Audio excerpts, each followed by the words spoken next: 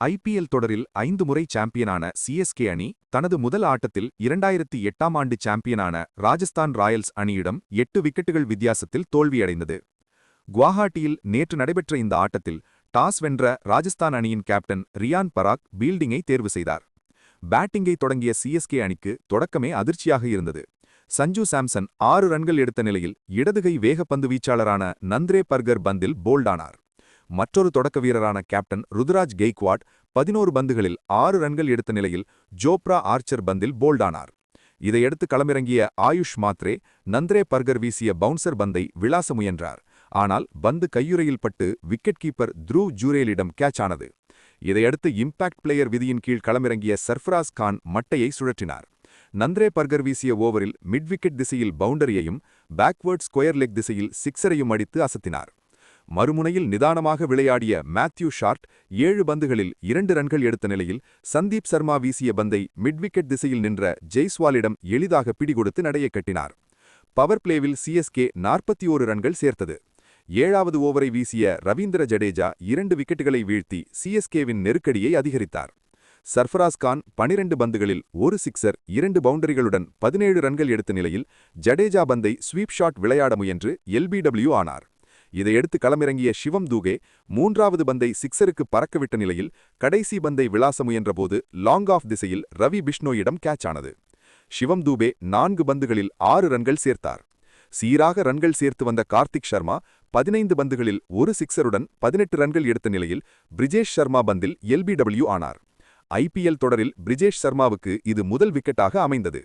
இதைத் தொடர்ந்து களமிறங்கிய நூர் அகமது 1 ரன்னில் ஜோப்ரா ஆர்ச்சர் பந்திலும் மேட் ஹென்றி 5 ரன்னில் ரவி பிஷ்னோய் பந்திலும் நடையை கட்டினர். ஒரு முனையில் விக்கெட் சரிந்தபோதிலும் மறுமுனையில் சீராக ரன்கள் சேர்த்தார் ஜேமி ஓவர்டன். இதனால் சிஎஸ்கே 17.1வது ஓவரில் 100 ரன்களை எட்டியது. சிறப்பாக விளையாடி வந்த ஜேமி ஓவர்டன் 36 பந்துகளில் 2 சிக்ஸர்களும் 2 பவுண்டரிகளுமுடன் 43 ரன்கள் எடுத்த நிலையில் ரன் அவுட் ஆனார். முடிவில் 19.4 ஓவர்களில் 128 ரன்களுக்கு சிஎஸ்கே அணி ஆட்டமிழந்தது. அன்ஷுல் கம்போஜ் 7 ரன்கள் சேர்த்தார். கடைசி விக்கெட்டுக்கு ஜேமி ஓவர்டன் அன்ஷுல் கம்போஜ் ஜோடி 33 ரன்கள் சேர்த்தது. ராஜஸ்தான் அணி தரப்பில் Jofra Archer, Nandre Burger, Ravindra Jadeja ஆகியோர் தலா 2 விக்கெட்டுகள் கைப்பற்றினர். 128 ரன்கள் இலக்குடன் பேட் செய்த ராஜஸ்தான் அணி 12.1 ஓவர்களில் 2 விக்கெட்டுகள் இழப்புக்கு 128 ரன்கள் எடுத்து வெற்றி பெற்றது. எஸ்எஸ்வி ஜெய்ஸ்வால் 36 பந்துகளில் 1 சிக்ஸர் 3 பவுண்டரிகளுடன் 38 ரன்களும், ரியான் பராக் 11 பந்துகளில் 1 சிக்ஸர் 1 பவுண்டரியுடன் 14 ரன்களும் சேர்த்து ஆட்டமிழக்காமல் இருந்தனர். முன்னதாக 15 வயதான வைபவ் சூரியவம்ஷி 17 பந்துகளில் 5 சிக்ஸர்கள் 4 பவுண்டரிகளுடன் 52 ரன்களும், த்ருவ் ஜுரேல் 9 பந்துகளில் 4 பவுண்டரிகளுடன் 18 ரன்களும் எடுத்து அன்ஷுல் கம்போஜ் பந்தில் ஆட்டமிழந்தனர். 47 பந்துகளை மீதம் வைத்து 8 விக்கெட்டுகள் வித்தியாசத்தில் வெற்றி பெற்ற ராஜஸ்தான் ராயல்ஸ் அணி 2 புள்ளிகளை பெற்றது. 2020ஆம் ஆண்டு ஐபிஎல் சீசனிலிருந்து சஞ்சு சாம்சன் தனது அணியின் முதல் ஆட்டத்தில் தொடர்ச்சியாக 74, 119, 55, 55, 82 ஆப் 66 ரன்கள் விளாசியிருந்தார். ஆனால் நேற்று சிஎஸ்கே அணிக்காக களமிறங்கிய தனது முதல் ஆட்டத்தில் 6 ரன்னில் நடையை கட்டினார். ராஜஸ்தான் அணியிலிருந்து சிஎஸ்கேவுக்கு ட்ரேடிங் செய்யப்பட்டிருந்த சஞ்சு சாம்சன் மீது அதிக எதிர்பார்ப்பு இருந்தது. ஆனால் அவரது மட்டை வீச்சு ரசிகர்களுக்கு ஏமாற்றமாக அமைந்தது. ஐபிஎல் தொடரில் நேற்று ராஜஸ்தான் அணிக்கு எதிரான ஆட்டத்தில் சிஎஸ்கே அணி தோல்வியடைந்தது. இந்த ஆட்டத்தில் காயம் காரணமாக நட்சத்திர பேட்ஸ்மேனான தோனி களமிறங்கவில்லை. தோனி விளையாடாமல் சிஎஸ்கே அணி தோல்வியடைவது இது 5வது முறையாகும். ராஜஸ்தான் அணிக்கு எதிராக சிஎஸ்கே அணியின் ஜேமி ஓவர்டன் 8வது வீரராக களமிறங்கி 43 ரன்கள் எடுத்தார். இதன் மூலம் சிஎஸ்கே சார்பில் இந்த வரிசையில் களமிறங்கி அதிக ரன்கள் சேர்த்த வீரர் என்ற பெருமையை பெற்றார்.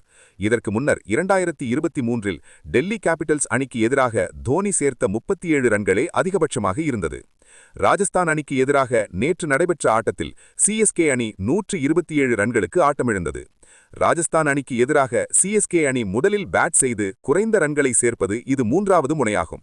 இதற்கு முன்னர் 2008இல் 109 ரன்களுக்கு ஆட்டமிழந்து இருந்தது. 2010ஆம் ஆண்டு போட்டியில் 5 விக்கெட்டுகள் இழப்புக்கு 125 ரன்கள் எடுத்தது. சிஎஸ்கே அணிக்கு எதிரான ஆட்டத்தில் ராஜஸ்தான் அணியின் வைபவ் சூரியவம்ஷி ரன் ஏதும் எடுக்காமல் ஆட்டமிழப்பதிலிருந்து தப்பித்தார். மேட் ஹென்றி வீசிய முதல் ஓவரின் 3வது பந்தை சூரியவம்ஷி மிட்விக்கெட் திசையில் விளாசியபோது கார்த்திக் சர்மா கேட்சை தவறவிட்டார். இந்த வாய்ப்பை சூரியவம்சி சரியாக பயன்படுத்திக் கொண்டு சிஎஸ்கே பந்துவீச்சை வெளுத்து வாங்கி 52 ரன்கள் விளாசினார். சிஎஸ்கே அணிக்கு எதிரான ஆட்டத்தில் ராஜஸ்தான் ராயல்ஸ் அணியின் தொடக்க வீரரான வைபவ் சூரியவம்சி 15 பந்துகளில் அரை சதம் விளாசி அசத்தினார். இதன் மூலம் ராஜஸ்தான் ராயல்ஸ் அணிக்காக குறைந்த பந்துகளில் அரை சதம் அடித்த இரண்டாவது வீரர் என்ற பெருமையை பெற்றார். இந்த வகையில் 2023இல் கொல்கத்தா அணிக்கு எதிராக யசஸ்வி ஜெய்ஸ்வால் 13 பந்துகளில் சதம் விளாசி முதலிடத்தில் உள்ளார்.